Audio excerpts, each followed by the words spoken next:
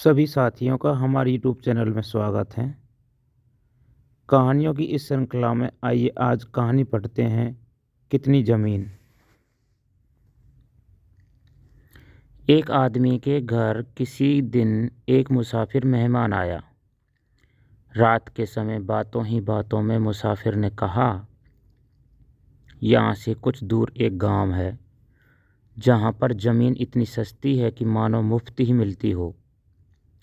वहाँ हजारों एकड़ ज़मीन मिल सकती है, वह भी करीब करीब मुफ्त में। उस आदमी का लोभ जाग गया।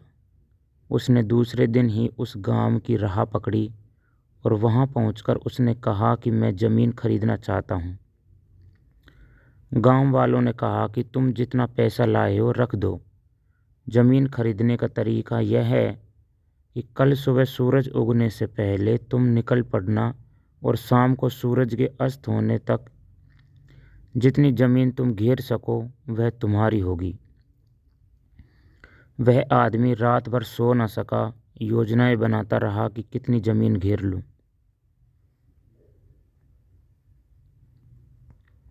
सुबह होते ही वह दौड़ पड़ा। उसने साथ में अपनी रोटी और पानी का भी इंतजाम कर लिया था, यह सोचकर कि रास्ते में यदि भूख प्यास लगे तो दौड़ते दौड़ते ही खा पी लूँगा। उसने सोचा था कि ठीक 12 बजे लौट आऊँगा ताकि सूरज डूबते डूबते वापस पहुँच जाऊँ। उसने दोपहर तक मीलों का सफ़र पूरा कर लिया। उसके मन में विचार आया कि दोपहर हो गई है, अब मुझे लौटना चाहिए।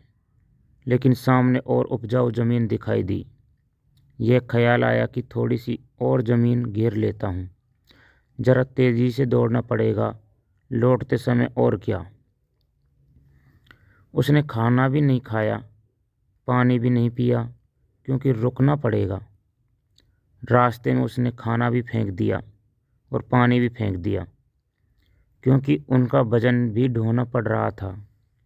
उसने कोट भी उतार दिया और टोपी भी उतार दी। जितना हल्का हो सकता था हो गया। दोपहर बीत गई पर लौटने का मन नहीं हुआ। तीसरा पैर हो गया। लौटना शुरू किया, परंतु अब उसके मन में घबराहट थी।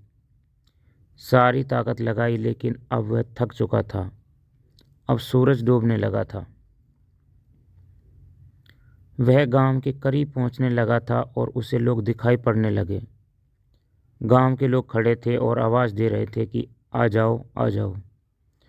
उसने दौड़ने में आखिरी दम लगा दिया। सूरज डूबने लगा। इधर सूरज डूब रहा था, उधर वह गांव की तरफ भाग रहा था। सूरज डूबते डूबते वह आदमी गिर पड़ा।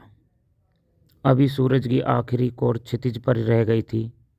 वह किसी तरह अपने आप को गांव की ओर घसीट कर ले जाने का प्रयास कर रहा था, परंतु सूरज डूब गया और वह थक कर बेहोश हो गया।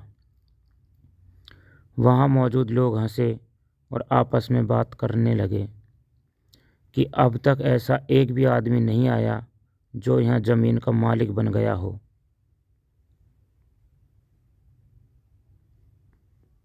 चर्चा के लिए प्रश्न: व्यक्ति ज़मीन क्यों नहीं घेर पाया?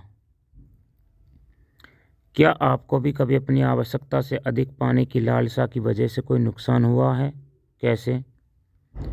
आप भी कौन कौन सी वस्तुओं को अपनी आवश्यकता से अधिक एकत्रित जमा करते हैं? साझा करें। धन्यवाद।